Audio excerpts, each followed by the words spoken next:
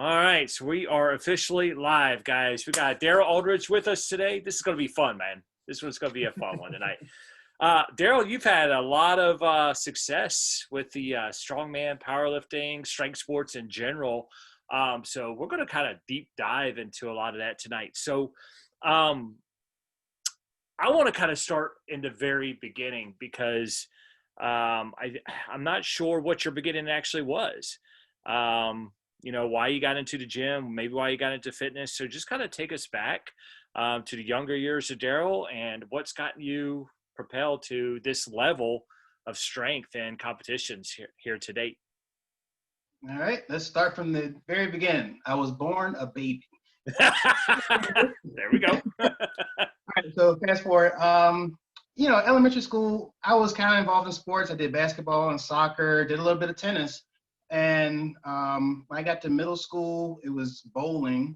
And then basically just kind of as technology increased, just kind of got a little lazy and just stopped, going outside. And like it was real sparingly. Like, we had the big backyard in the neighborhood. So we would always, the house growing up, my mom still lives in, we basically just, the whole neighborhood got together at our house and, we played football in the backyard and everything. But I don't know, somewhere along the line, just kind of stopped everything. Everybody got a little older and started, going their separate ways. And then,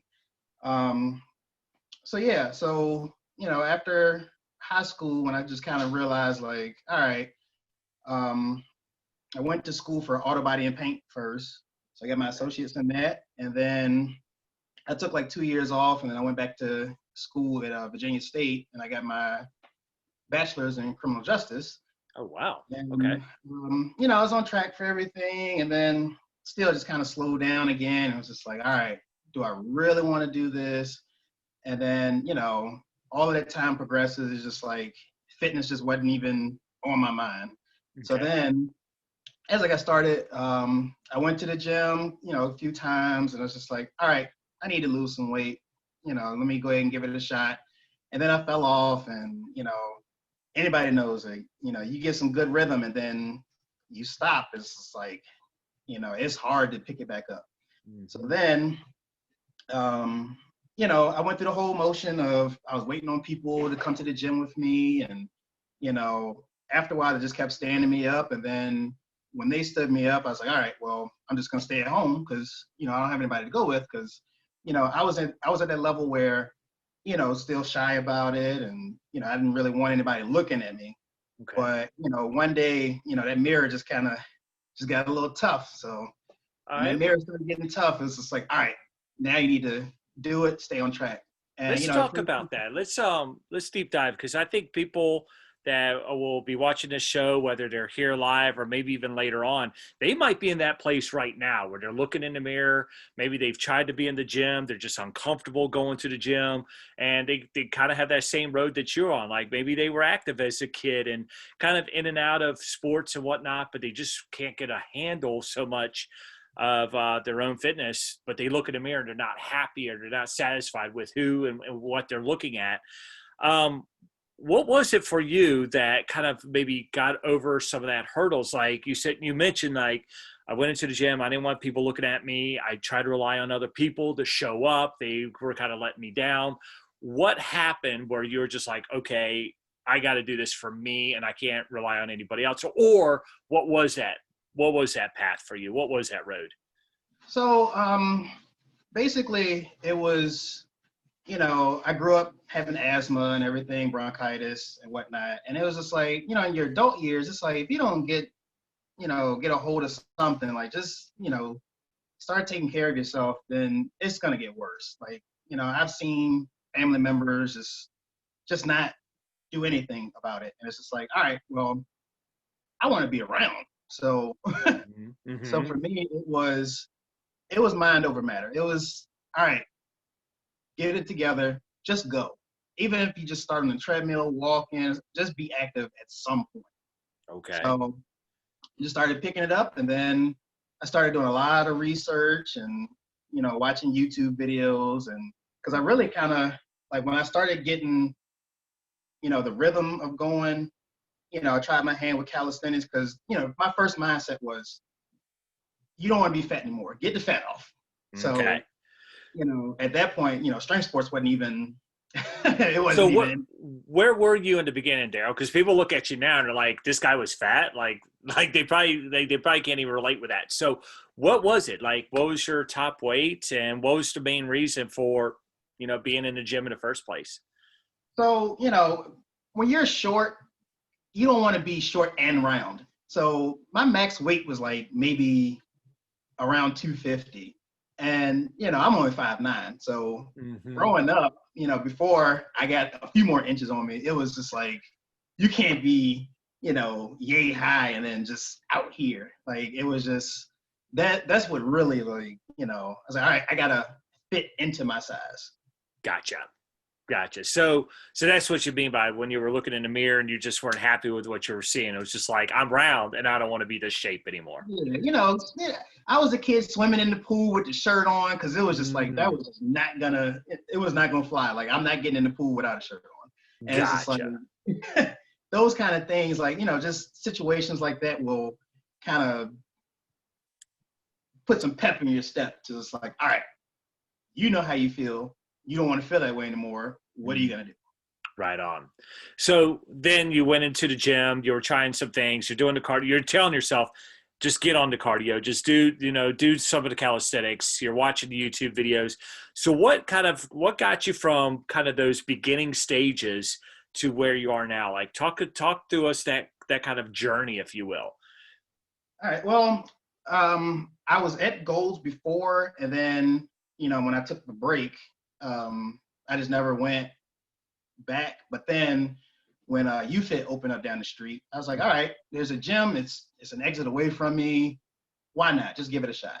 Okay. So, I had a couple of friends there, and, I turned into a different person when I'm in the gym for some reason. Like, that's how I kind of knew, like, where I was headed with it, because I've never been social in any other aspect of my life. Like, I was always a quiet, laid back one, but being in the gym, once I started looking around and just kind of seeing, hey, everybody else is here for similar goals. So can't feel but so bad about it, because, I mean, I'm not going to be, the fittest. I'm not going to be the strongest, but at least I can, give it a shot and try. Mm-hmm. So then, I met a guy there, and, he's kind of coached me through. He just kind of saw what I was doing, and it's like, hey, man, you're pretty strong. So you ever thought about competing or anything? I was like, nah, I'm doing it for fun. I just enjoy being in the gym. Right on. So what So was it like? Let's pause right there. So, you're in Gold's Gym. You're kind of in and out of Gold's Gym, not really consistent there. Trying some things just aren't clicking. Whatever. You kind of go to the wayside from there. A UFIT opens up, and you kind of find your stride in there. Like, you're making new friends in there. You're obviously showing up every day. Now you got even people reaching out and asking you if you're competing. Like, what was the switch? What happened between the Gold's Gym and then the UFIT? Like, what was the flip that had you more of showing up for yourself every day? well, like any adult, I've always had like 2 and 3 jobs. So it was, time was a factor, and it was just, I was in school at the time. I'm working 2 jobs, going back and forth because, earlier I went to Reynolds out in Goochland. So driving from Richmond to Goochland 2 and 3 times a week, and then coming Wow. back to Richmond and working. And then when I went back to school again, I was going down to Virginia State, down in Colonial Heights, and Mm-hmm. driving sometimes from Petersburg to Goochland. So Wow. Wow. always on the road. I spent That's hours on the road. that's a lot of miles, my man. It's a lot of Yeah. miles. So, Okay.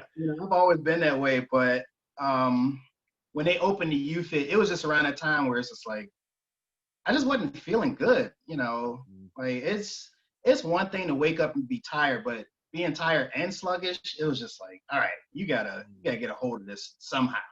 Right. Like, you're gonna be Right. tired, at least feel like you did something. I Yes. didn't get stuck in zombie mode, just working around the clock and then just, eating whatever. So then it was just like, okay, well, enough of that. Yeah. Okay. So during the Gold's Gym, that was like really when you were at your busiest. You're traveling, you're putting all the miles on the cars. You're going from basically Petersburg all the way out to Goochland and back again, and things of that nature. So was the U fit a little more convenient for you? Had life slowed down a little bit during that time? Yeah, and I started going in my mid 20s. Hmm. So it was just like I always had in my mind, get in shape before 30. Because I heard Gotcha. all of the horror stories about, hey, when you turn 30, man, everything's just gonna slow down. So be active before you're 30. I love So that. I love it. Are you 30 yet? I just turned 33 in You October. just heard that right in October. Okay, so it was that the truth? Like, did you hit 30 and then everything just went to shit, or no? Um,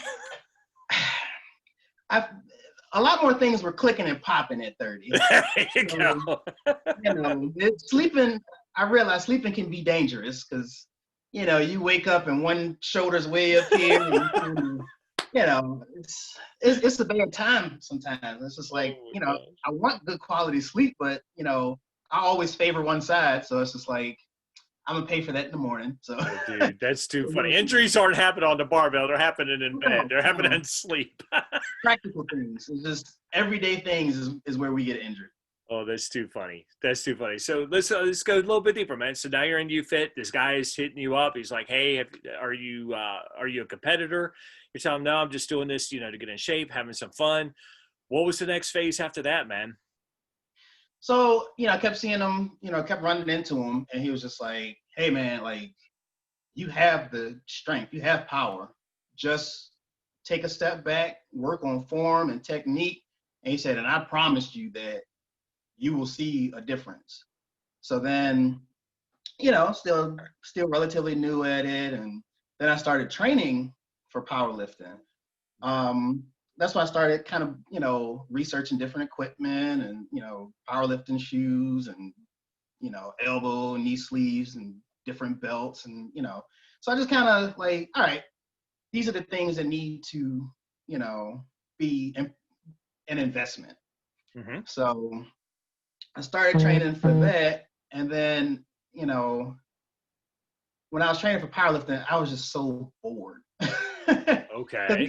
like I'm still new to it. So accessories wasn't really a part of, what I was doing. Like I did them, but it wasn't like I didn't see the purpose behind it. Gotcha. So I was always just focusing on main lifts and, squat, bench, deadlift, and then, just kind of getting stronger at that. And, of course, like everybody, you want to max out every week, and Okay. you The can't rookie do mistakes. it. You want to max out every week, and I did that, and I started feeling better, and it's like, all right, so you're getting a little strong. So then I was like, all right, let's spice things up a bit. So went back to my research, and just I don't know what happened. I started looking up, I guess, conditioning, and then a few strongman articles popped up. I was like, Mm-hmm. all right, that might be a little different. And I'm like, you know, that starting at UFit was really like that built up my social arena, started, getting more involved with fitness.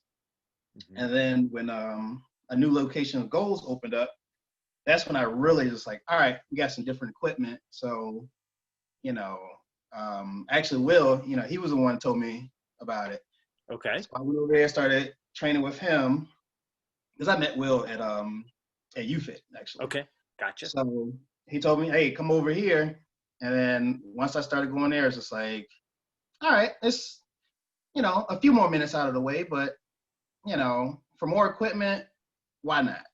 So Sure. then I started going there. And then, as my research started growing, I just started, trying different things. And then once I started finding strongman routines, I was just like, all right, we like this. Let's Okay. do this. So So then, just not to interrupt you, but I really like where this journey is going, and I think people could really learn a lot of value just right here. Is that you test drove a lot of stuff before you found what really works for you? all trial and error. Yeah, It's all all trial and trial and error. error. So if anybody's watching, like, fine, try different sports, try different strength sports, try whatever, just get active, but you'll find what works for you. You'll find your passion. Oh Yeah. yeah. So So continue on, man. Yeah. I'm I was going to goals for a little bit, and I was like, all right, I need something else in the area. And it was actually what really kind of jump started strongman for me was, I went through a breakup, and I was just like, all right, now what? Do something. So then I started researching around the area, and then I joined the weight room. mm-hmm. So I was like, all right, let me start going here. And then maybe August of that year, that's when I signed up for my first strongman. Okay. That was at Shark City Barbell down in Virginia Beach, Norfolk area. So that was that January. So I was like, all right, thankfully in this time, we know the events before we get there. Right. So, like, anybody know old school strongman? You just show up and whatever's on the menu, go for it. But so I started Very training true. for that, and I didn't have any kind of coaching. I wasn't following any programs. It was just like, get strong. Mm-hmm. So then, started using social media, started talking to, different people along the way, and the first message, an important message, and I carry it on to anybody else willing to get into the sport. Your first meet, go have fun. Don't worry about cutting weight. Don't, just do what you can. Enjoy yourself, take in the experience. Then you'll find out where you want to go with it. I love that message because there's so much intimidation, and we see it all the time where people are like, how strong should I be? How should I prepare? What should I be doing? Like, I love that piece of advice. It's like, just go have fun. Like, just go do it. My very first one, I didn't even know what the rules were. Like, I walked in, they're going over the rules. I'm like, what's a Wessel's rule? What does that mean? And it was just like, but what I found in my experience was everybody was there willing to help. And I had I never looked back. I had the time of my life. Was that kind of your same type of experience? Oh, definitely. Like, it was a great experience for me because it got me out of my comfort zone. Because if I wasn't competing, I would be at home. I wouldn't travel. I stayed in the area. So it just so happened my first comp, less than 2 hours away. Why not? Darryl, I love that because so this isn't like during our conversations tonight, you brought it up multiple times now about your community in a lot of ways, and how you've met new people, you started forming relationships and friendships and whatnot, and then you're traveling, and I love that point that you just made. It's like, if it wasn't for strongman, it wasn't for competing, I would pretty much be in my my apartment. I'd probably be, pretty much at home. I'd pretty much just be in my little circle rather than being out there within the communities and within this social circle, if you will. What has been the impact for you on that? What's been the impact of the social circles and the friendships and the camaraderie and all that? So I started off in a novice class, and I placed third in that, and it was just like, all right, let's, not bad. I survived it. It was fun. And then that April, I went to Washington, Pennsylvania, where I met Paul Mauser for the Strength for Autism. Wow. So at that point, I'm like, all right, I'm a special ed teacher. All right, let's go support. Yeah. So, that's where I really, that was the furthest I've had to drive for a competition. It was maybe 6.5 hours. That was in West Virginia, right? Washington, Pennsylvania. So like Western Pennsylvania. Wow. Okay. Gotcha. So right outside of West Virginia. Gotcha. So maybe 30 minutes or so from Pittsburgh, roughly. Okay. So, and it was another time where I was on the road by myself. So it's like, all right, this is what you want to do, but you got to do it alone. So, whatever, get in the car and go. So then, being on that road like that, it just opens your mind to be able to just think about stuff. Like, anything that you were just too busy at home, worried about work and everything, if you're on the road, it gives you a chance to just like, all right, you thought about it, now just analyze it. Don't drive yourself crazy, but dial down on like, you go through it and like really dissect it and just figure out like, all right, well, now that that's out the way, now focus on the task at hand. And and I've had people tell me, it's like, oh, you going by yourself? Nobody else volunteered to come with us. So yeah, I'm going by myself. Yeah. The only thing worse about competing is having to drive back. So, yeah, I can imagine.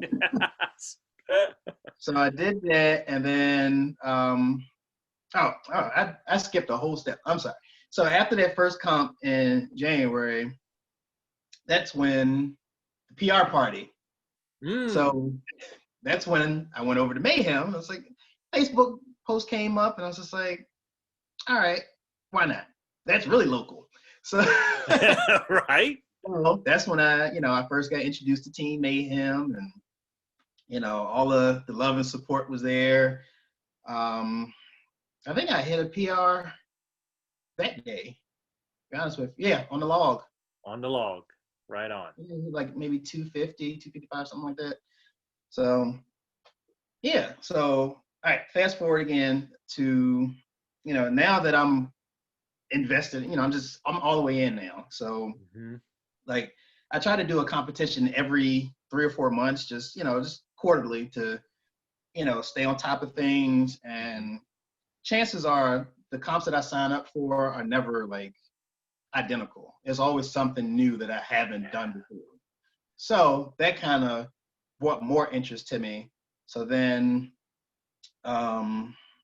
that's when just kind of started socializing more online and just reaching out to different people. And then now I'm excited to teach people. I love that. So it's always a learning curve. It's always a teachable moment. And anybody knows me, like I'm learning all the time. My instinct is just jump out there and go do it. However, you get injured, you get burnt out, and so many other things happen along with that. So yeah. Let's be fair. Strongman is not a gentle sport. It's not. It's not something where it's like. It's probably not the best choice to get healthy, but it's an addictive sport. Oh yeah, absolutely. Yeah. And so, like, it really is like you develop. There's the fun, there's the atmosphere, there's the camaraderie. There's all that, but it does beat the hell out of you, and not just like your body, but with the travel and with some of these competitions, and like what we're facing this year with COVID, a lot of cancellations and a lot of up and down emotions. Where it's like, all right, I'm getting myself psyched up for like the Arnold Classic, for example, and then kind of have that let down, and then Nationals this year, and then we have that let down and things of that nature. So there's a lot of give and take with this sport. But to me, it's still one of the most rewarding things out there to do for yourself. Oh yeah, and it's what I've learned. I've only been competing maybe coming up on 2 years now. Okay. So what I've learned, you learn a lot about yourself. Like you push your limits all the time, and outside looking in, he's like, I would never do that. Why would you do that? So then now that I'm doing it, everybody's, why do you want to pull a truck? Why do you want to lift rocks off the ground? Why do you want to lift? It's fun. Enjoy it. I love it. I love that. You got to take the good with the bad, and it's like I've been injured during comp. One time, stone to shoulder, I kind of twisted my hip a little bit. The worst one was back in January at Brute, where 300 barbell came crashing down, but Witness that one. And it sucks that my mom's like, all right, I'm coming, it's like, all right, because a lot of people don't kind of come out to these things just because of, time and scheduling and everything. But it just so happens that she had to be there right when I went down. It's just like, oh, So I'm okay, Mom. I'm okay. I'm okay. But I finished the top too. So Yeah. I actually came in fourth that day. So I was like maybe 2 points from podium. Wow. And then so then that was going on, and I want to say then March. Yeah. So a few weeks before the Arnold, I already had the travel plans to go to the Arnold, because now that I'm in the sport, I'm like, I want to see this in person. I've heard so many great things about it. Dalton always speaks highly of it, and he's like, oh, when you get there, you're gonna see such and such. Tell them that that you know me and all this. So the networking never stops. But Yes. then when I was going, and then Chad Chad Clark put the message out and said, hey, I need some Moss wrestlers. Like, that sounds interesting. He's like, we need some more 105 guys. It's like, I was planning on going to the Arnold. Why not? Get a little closer to the action. So then I signed up for that, and then, the whole COVID thing happened and restricted travel. And I was just like, I need to, because I'm going. Like, no matter what, I'm going to get there. Then, the whole shutdown started happening where there were no spectators. The expo was canceled. It's like just athletes. And then I'm like, I'm an athlete now. So yeah, that was like one of our first experiences. That was when COVID, like everything started shutting down. We had no idea what we were in for the rest of the year. We were all kind of up in arms about the Arnold canceling the expo, and then they still had the competition because the athletes were still invited to go and compete. But that was like our very first taste of what was about to come for the whole year.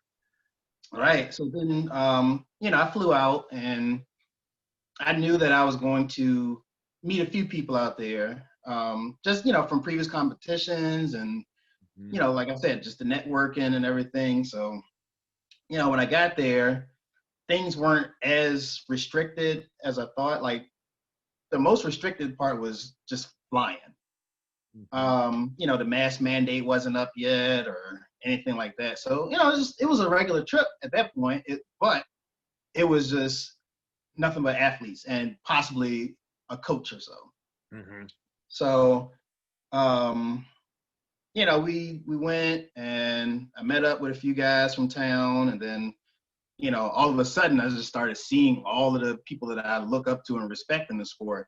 So it was a blessing in disguise for me. Like, any other time, I would have never just had personal one-on-one conversation with pro strongmen and other strength athletes. Like, so it was really like a great trip for me, because I had the time of my life. So, dude, I'm loving this, because I just spoke on this on, I think it was Saturday night, where I was like, sometimes we'll get into our own heads, we'll create our own stories about, what if Darryl had said, all right, nah, Chad, thank you for the invite, but I'm not going to touch boss wrestling. And then COVID happened, everything got shut down. That would have stopped Darryl from actually going to the Arnold. But instead, your actual facts were, all right, I'll try on this boss wrestling. So you sign up as an athlete. Now you get there, and because of all the shutdowns and everything, because it's so restricted and whatnot, you just had all kinds of new opportunities just by taking a chance and saying, yeah, I'll do this boss wrestling thing. So can you just elaborate on what that meant to you, as far as not saying no, but saying yes to yourself, and what kind of opportunities that has opened up for you? Well, that kind of started my whole notion of just do it, just try it. You'll never know.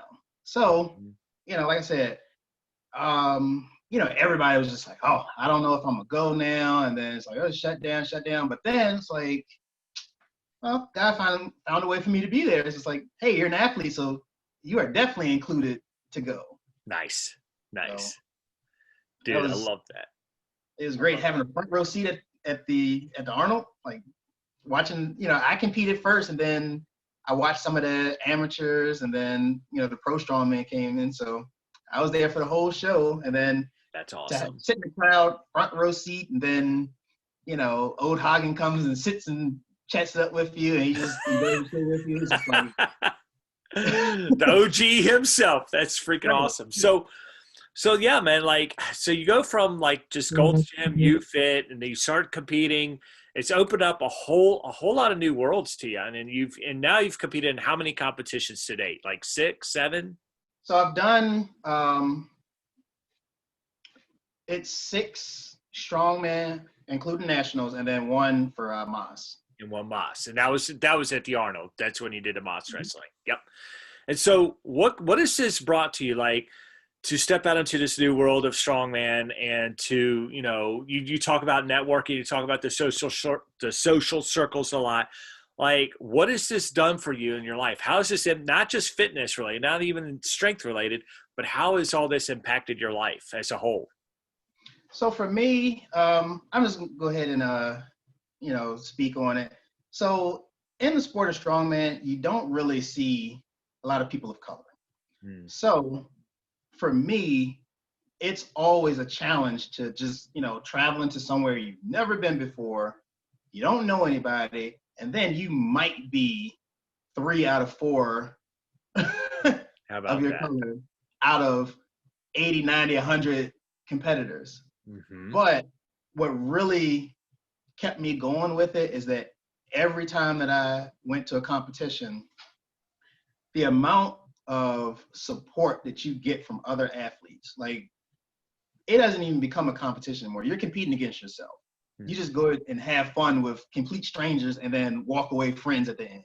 So that's what's really been like the driving force of it. Because, like, you got strongmen, they get a bad rap of, from our, our body types or structure, everybody looks at us as just being aggressive people. Strongmen are the nicest people that you ever will meet in life. Like, for me, being 5'9" and stand beside somebody 6'6", 6'7", I'm looking up to him and he's just like, hey man, glad you're here. Do you need anything? If you need anything, just let me know. It's just like, it's just a whole other world. Like, they welcome you in with so much love and support. And then to be in a competition where complete strangers, gym owners, family members, coaches, everybody's cheering you on from the time they say go until the end.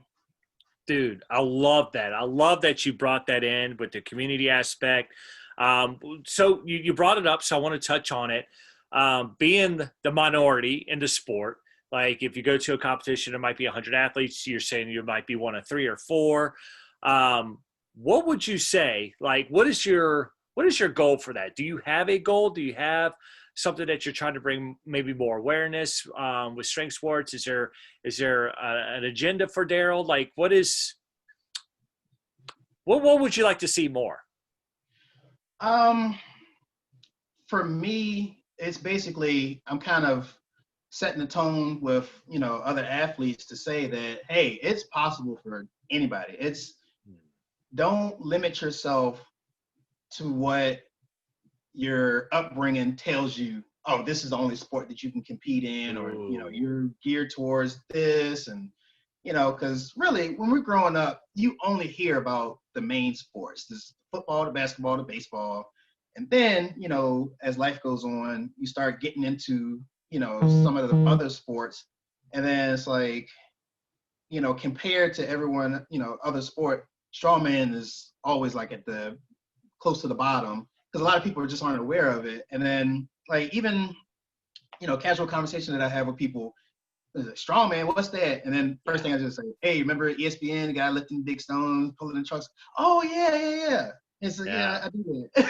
And strongman has been around for a long time. And I Long time. remember watching, the old 70s and whatnot, just being fascinated by it. And I think that was my draw to it, was I always watched it on ESPN, never knew that I could actually participate in it. And so when I had the opportunity to, I was like, oh, really? Like, I can do this? Like, that was such a big draw for me. So I love that you're leading by example is what I'm hearing from you, Darryl, is that, you're not shying away. You're embracing the opportunities. You're out networking. You're meeting new people, and so you're just leading by example. And you're sharing your story by saying, "Hey, I'm out here doing it. If you want to join me, let's go. Like, come on with me." Oh yeah, absolutely. And it's like um, what really made me feel more purpose in it is when you start seeing, similar athletes, Mm-hmm. at different competitions. And for me to hear from multiple people, like, hey, I remember your first one up to now. Like, hey, you're an athlete now. I look at you as competition now. Yeah. So just jumping in from, day one up until now, where it's just like, I've made an impact. So why not keep going with it? You never know what happens. And, now my goal is, I had the experience. I was grateful enough to go to nationals this year. Mm-hmm. So, when the shutdown happened, I bought a log, I bought an axle, a Mm-hmm. couple of bumper plates. Like, I was toting the log up and down a flight of stairs it's not fun. Let's It's not talk. fun. Let's talk about that, because this is legit, no excuse approach right here. You live in an apartment, second floor, right? And so you're buying strongman equipment that doesn't really fit so well in an apartment building, right? So what is it that you're doing? You're saying that you're logging this. You're basically lugging this log around 2 flights of steps and doing what? Like what? So that was like, all right, so after the Arnold, I was scheduled for another comp in April, and with US strongman. Mm-hmm. So the weight classes were different. It's like, all right, middle class is 221 and under. So like as soon as I got back, I started training for that. And I made weight like a couple of weeks before. So I was like, all right, all I gotta do is maintain. And then when I got that email to say, hey, we're postponing it, and then it's like, all right, now it's canceled. First thing in my mind is like, I can eat again. So,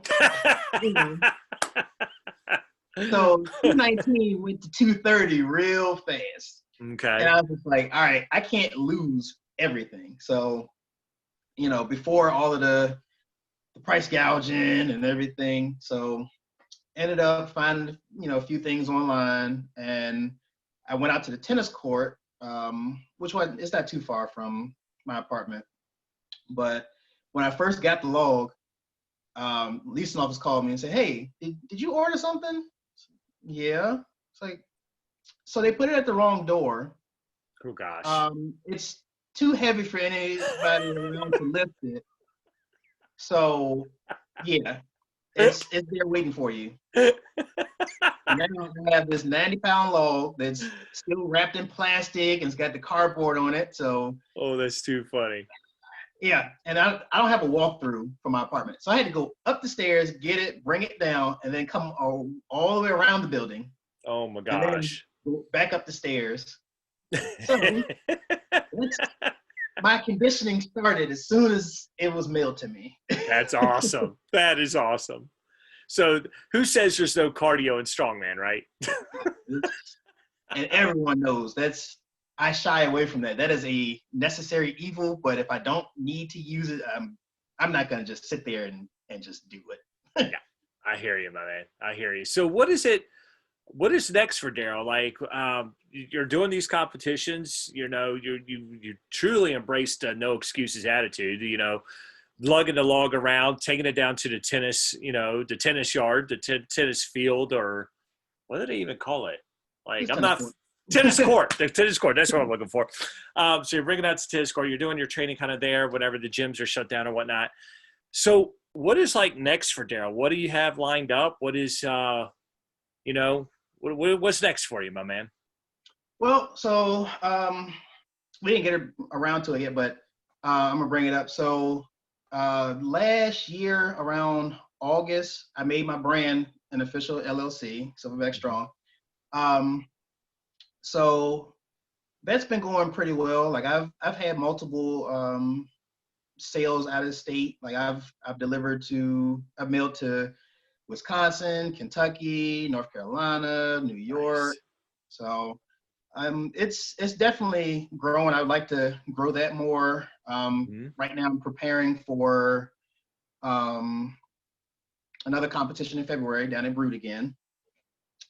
So the main goal right now is to go back to nationals. Especially because it's going to be in Virginia. Right So on. Right that on. is my goal, and I'm already looking on the calendar. Like, all right, let's let me do multiple competitions leading up to that, so I can kind of Mhm. be more comfortable with, I was like, all right, I don't get this one, I got another one lined up. So just claiming that I will be back at nationals again this year. Gotcha. And so what is, like, for people that may not be familiar with it, like, whenever we're doing kind of these local competitions, and then we've talked about the Arnold, we're talking about nationals, like, would you just kind of share kind of the step ladder progression, but what it takes from someone from going, all right, from first starting to the pro levels? You just want to, would you like to share that kind of that ladder, that step, if you will, on what that looks like? So each competition, you're going to learn something. It's Mhm. not going to be the same lesson over and over again. You're going to find out your weaknesses. You're going to find out I completely suck at this. I need to train this. So for my progression, it was, all right, more discipline. And then once I podium, I placed in third for the novice class. So then I had to join the open class. Mhm. Um, so that kind of pushes you to, all right, now you have to get stronger. But after when you have the experience of the open class, that's where you truly feel like, all right, this is what class I'm going to be in. So I'm middleweight, 231 and under. Mhm. Um, so for me, it's all right, train, eat what you need to eat. And every competition, I've learned more about myself as far as cutting weight and, the time frame of that. Because the worst one that I did was that Strength for Autism, where I cut maybe 14 pounds in like 9 days. Oh, And I wow. felt every bit of it.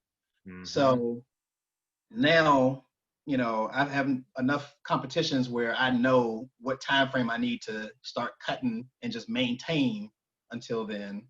And I always overshoot it. Like when I went to nationals, it's all right, 231. And it's like I was 224, 225 before I left. And then, in my mind, I'm like, no matter what happens, you can't go over, because if you join heavyweight, you may not survive this one. It's Right on. very important to stay within your lane. That's right. And I ended up uh, weighing in at 219. I was like, all right. So all that means is, hey, go ahead and eat what you want within reason. Within reason. And the thing you don't want to, what I've learned is you never want to introduce something new before a competition. Amen to So that. that's either new pre-workout, eating something different, um, trying different smelling salts. I was Wink, just wink, about to go there. wink, wink. Love I you, was brother. just about to go there. Yeah, it's just, and I've even like gearing up to nationals. You know, buddy of mine, Cody Purdue up in Maryland. That's actually where I went to film most of the online qualifier. Okay. So all of us trained together, and then we just made it plans like, hey, we're going, and just talking to different people. Like everybody's just so open. Like I ended up having breakfast with somebody I met maybe a few minutes before, About and that. it's just like, and they were from Texas, so it's just like embracing that networking in different community. That like I said, strongman is this. It is a tough sport, but it's filled with the nicest people. I love that. And traveling and going different places, you just kind of learn more about people's backgrounds. And now that I know what conversations I want to have, now I'm finding out that there are so many teachers that are Hmm. competing. How about that? So as a teacher yourself, like, do you find that there's do you find that there's a side community of teachers within strongman? Do you guys kind of have your own kind of little? The relationships grow once you find out, and it's just like everybody's eyes light up, and it's just like, you say, oh, I'm a teacher, and it's like, really? Like, I'm a teacher too. That's cool. So then you have something else to talk about, and then there's even more networking because, what really, the no excuse factor is people come from all walks of life. They have different professions, different career paths, but when it's time to work, it's time to work. Yep. I love that, man. I love that. So let's go back to the Silverback Strong. Like, how was this brand born? What does it mean? What are you doing to grow it? Like, I'm going to let you kind of have free reign of it. But kind of talk to us about the beginning of that. Like, how was it born? What was the concept of it? What does the name even mean to you? And what would you like to see it do here in the future?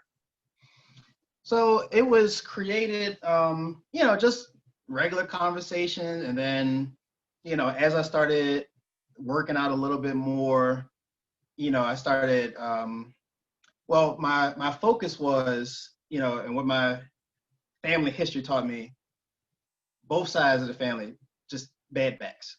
So I'm talking muscle spasms and the whole nine. So I was, my goal was, hey, you need a strong back because I can't feel like that on a regular basis. Like I've had muscle spasms where it's just like when your back goes out, you're not doing anything. Cancel the rest of the day. That's it. Gotcha. So I started working on that, and then, next thing I know, I started seeing a little bit of growth, and it was, you never lose weight where you want it. So, so I ended up, started noticing my back was getting a little bigger and got some more muscle and everything. And then it was just like, talking with my brother, it was just like the name came about, and I had my first shirt made from a high school friend of mine. We're still friends to this day. So basically, just came up with the idea, and, it was just, I ordered a bulk pack and, just sold them here and there. And then it's just like, all right, this is actually doing something. So then, started taking more orders in, and, of course, the naysayers, they see something happening and come from out of nowhere. It's like, man, why don't you just sell them out of your car? Why don't you just do this and that? Like, I said, well, if I'm going to grow a business, I want a legit business. Yes. So, I said, all right, take a leap of faith. Let's make it official. So what the name means to me is a silverback, you never really know how strong one is. There's no true measurement of strength, meaning you never know what you're capable of. I love so that. You can be as strong as you need to be, in the moment of, wherever, whenever. You never know how much power you can really have until it's time to use it. I love that. Nice. So Silverback Strong comes kind of from the place of, okay, we're not going to have a weak back. We're going to have a strong back. And now and then that's kind of involved in two. We're just going to have raw power. And then we're going to fall back on our raw power. We never know when we really need it. I love that, man. So where do you see the brand going? Like, what are your hopes? What are your visions? What are your dreams for it? So I've been in contact with Jeff Richardson, and we're already planning for next year. So the biggest thing is we got to give back to the community. So more charity events, because I wanted to build it up to enough where we can give back without, struggling ourselves. Of course. So so we have events planned out for next year. Just charity events to, one, give back to the community, and then gain awareness of strongman, and just help out in any way that we can. So that's on the calendar for that. Just more exposure to the brand because anybody knows me. Like I'm going to wear my brand Mm-hmm. every day if I can. Like I love that. that's my baby. That's me. So Yes. you Yes. know, even I go somewhere. It's like, oh, you got your Silverback here. Yes, Why not? it's mine. Right? Yes. It's mine. So Absolutely. I got away from just buying traditional clothes. Like I have a whole closet full of graphic tees, but I have enough of my own brand that I can wear a shirt every day for like a week and a half, 2 weeks or so, just Yeah. for a long time before, having to do laundry again. So I have enough shirts in rotation to I love it, man. it just becomes my gym attire. But it's And you. and I got another design that I'm working on. So it's just in progressions where, Mm-hmm. start off with just a basic shirt, and then I moved on to getting another label created, and Okay. then I started doing the quote shirts, the treat yourself and Yep. forever Yep. Yep. humble, and what's up then, and so we're just taking stages, and then now I got sweatsuits available, I got hats. So, I'm just adding in just different pieces, just one step at a time, just, Mm-hmm.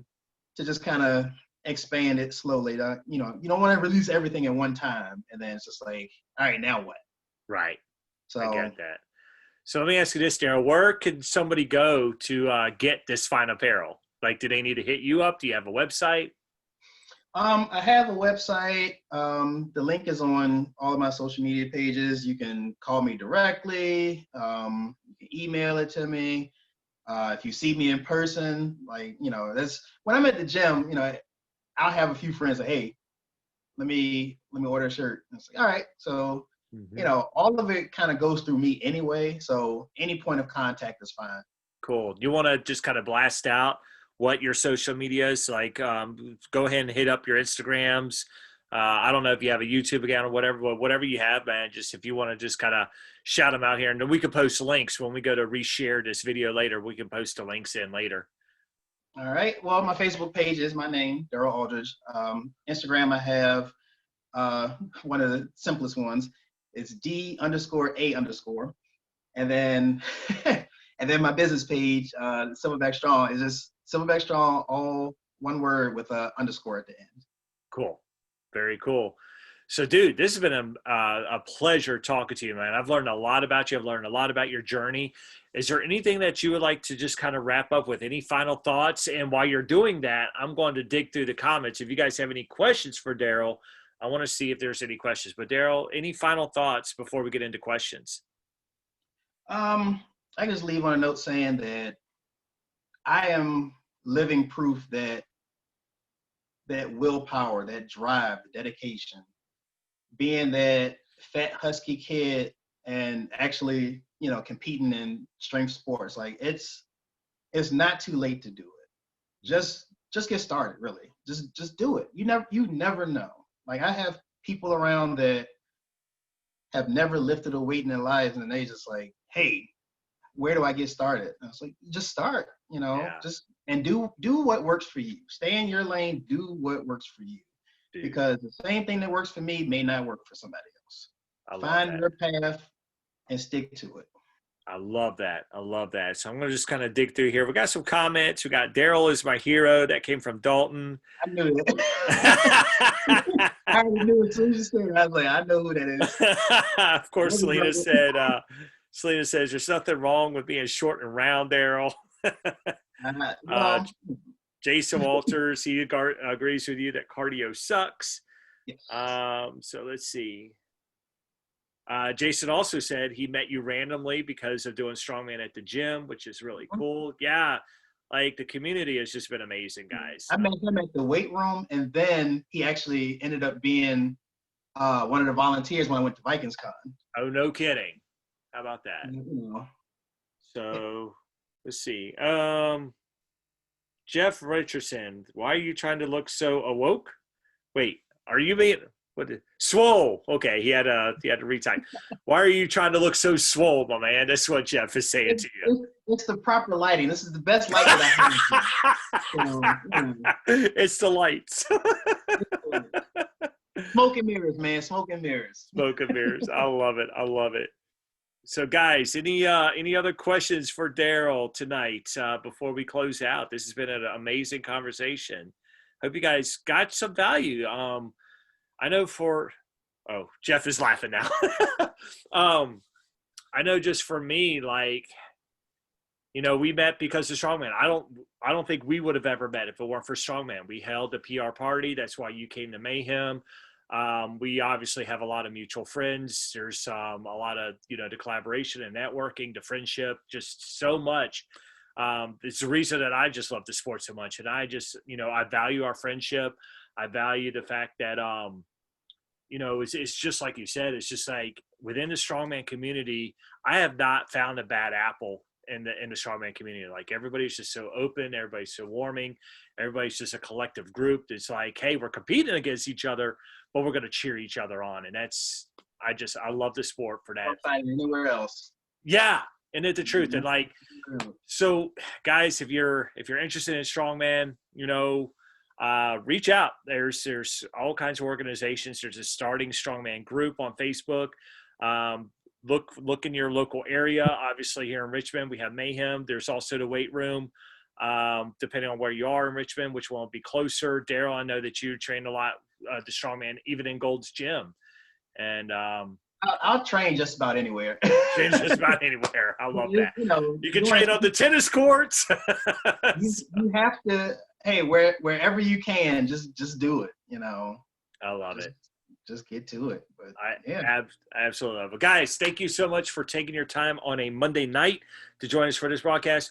The next one we have coming up is going to be Vern Phelps, who talked to Kathy last week, but Vern is coming up on December 16th. And so that it will be a Wednesday at noon whenever we catch up with Vern. We're going to talk about his weight loss into Strongman and how he became one of the monsters of Mayhem. So that's going to be really exciting. But Darryl, truly appreciate you, my man, joining us. We had a good hour together. So thank you so much for taking your time out of your busy schedule, because I know you have a lot going on. So, but guys, make sure you hit up Darryl, get some of his apparel, and check out what's your website? So it's a little complicated. It's Silverback Strong at ECWID. I'll post that later on. It's accessible, but it's just. I'll help you out. I'll help you out with that link. I'll help you out.